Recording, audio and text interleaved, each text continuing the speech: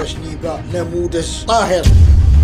السلام عليكم ورحمة الله. هذا الموضوع ديال صوفيا طالوني او نوفل واللي داير البوز هاد الايام ما كنت بغيت نهضر عليه حيت جاني موضوع اقل ما يقال عليه تافه وما عنده حتى شي هدف ايجابي اللي نقدروا نناقشوه، حيت كاين هناك انتهاك في حقوق كلمة التوبة، حيت التوبة كتكون عن طريق فقيه قارئ كتاب الله او بالصلاة وطلب التوبة مباشرة من عند الله، ماشي بين احضان وقبلة النيبة.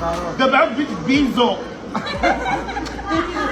وهاد المؤثرين اللي عندهم هاد النوع من الذكاء الاجتماعي وياما ضحكوا به على المغاربه ما كنتيقش فيهم واخا يديروا اللي داروا. وزيدون عندنا مواضيع اهم من هاد التفاهه ولعب الدراري الصغار اللي خاصنا نناقشوهم ونركزوا عليهم اكثر. على العموم كنتمنوا تكون توبه حقيقيه من عند الله مباشره، ماشي باش تستعطف المغاربه. ملي سمعت المداخله ديال هاد الناقد السياسي في هذا الموضوع عجبني كلامه وقلت نبارطاجيه معكم. ما تنساوش تعطيوني رايكم في الموضوع، واش عندي الحق ولا لا، حيت الاراء تختلف في هذا الموضوع بالضبط، وبطبيعه الحال جميع الاراء تحترم.